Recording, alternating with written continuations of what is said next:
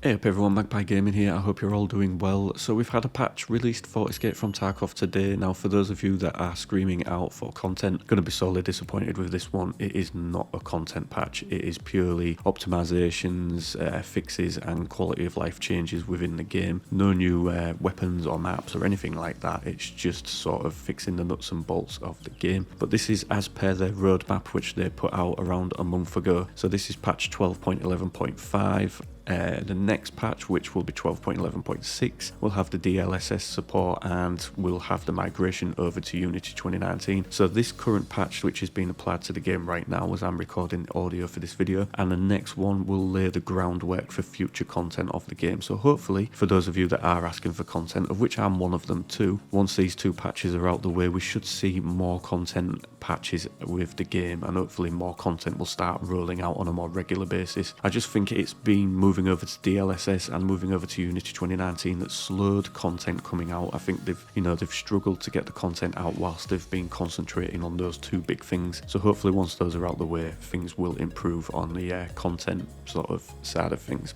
But for this patch anyway, I'm not going to go through everything in the patch. I'm just going to pick out some of the main points, and I will put a description down in the comments below and pin it so that you can go straight to the patch notes if you want to read the full thing. I'm just going to pick out the juicy bits. So for the optimizations and performance side of things, they've done a lot to change how the game consumes RAM and how it uses RAM so that they can speed up various sort of points of the game. So such as loading character voices in RAID, that has been reduced now so that raids will load quicker, and it's the same with just the average sounds within a raid. The memory consumed has been lowered and the time to do that has been sort of increased so that getting into raids will seem a little bit quicker now. But one of the main points of the optimizations and performances changes is that they've added the ability to enable Hideout Preload. Now currently when you log into the game and you go to the Hideout, it takes a few seconds to load in because it's not loaded in with the rest of the game. It's loaded in separately, but you'll now be able to enable an option so that when you initially log into the game, it will preload your hideout for you. So obviously logging into the game will take that little bit longer now, but instantly you'll be able to go into your hideout. It won't have to load anymore. Now this option is disabled by default, so if you're not one of those that uses hideout too much, you can leave it disabled. But if you are a person that likes to utilize the hideout a lot, this way you can have it instantly there as soon as you load into the game. So a good little change there, I think. For visual and graphical changes, nothing too interesting. They've changed the shadow render distance. That's been increased to 500 meters. I'm not really sure what kind of difference that's going to make to us in game, but I'm sure it'll make a difference to some people out there. But that's really all that they've done with that.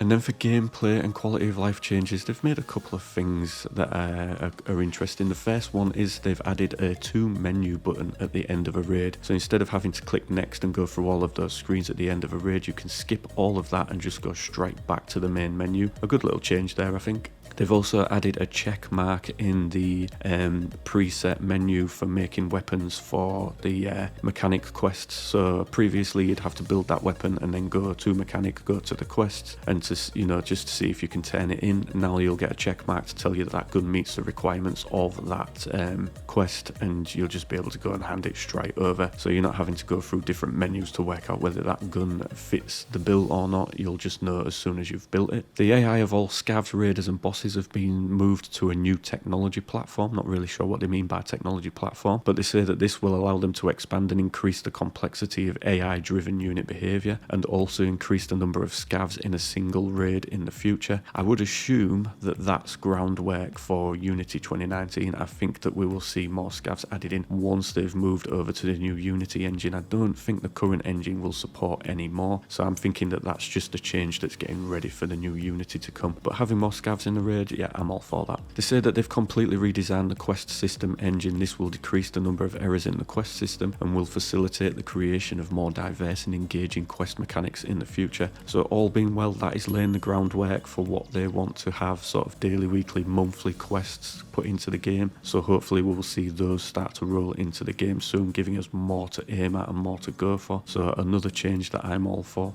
And the rest, as I say, it's just small quality of life changes, nothing too interesting to be fair. And then for fixed bugs, it's all different varying bugs on different locations, so a lot of it's to do with building up your skills. They wasn't getting calculated correctly and things like that. There was an issue where Tagilla could get stuck at various points on the factory map. Nothing too interesting, as I say. Check out the full sort of patch notes from the link down below, because there might be something in there that you really find interesting. But that's pretty much it for these patch notes. As I say, not too much from my point of view anyway, where it's very juicy, but there are some good changes there. I like the fact that you'll be able to preload, you know, the hideout. That's it's one of those things that really annoys me, where you just sit there watching the spinning circle, and I know it only takes maybe 7 to 8 seconds, but that just seems like an eternity sometimes. And I'm looking forward to the quests that are going to be put in, and the new scav AI as well, and the fact that we'll get more scavs as well. But like I say, I think that will be once we move over to Unity 2019. I think this is just a foundation for that to be put on. And that's pretty much it for this video, ladies and gentlemen. Like I say, no content, but some good fixes and updates there. Let me know in the comment section down below what you're most looking forward to, and yeah, that is pretty much it. If you're not currently subscribed to the channel, it would be amazing if you could consider doing so. That really helps me out, or leaving a comment and a like on the video really helps out with that YouTube algorithm as well. And that is pretty much it, ladies and gentlemen. As always, thank you very much for watching and listening. Don't forget to like, share and subscribe. Stay safe, and I will catch you in the next one. Take care.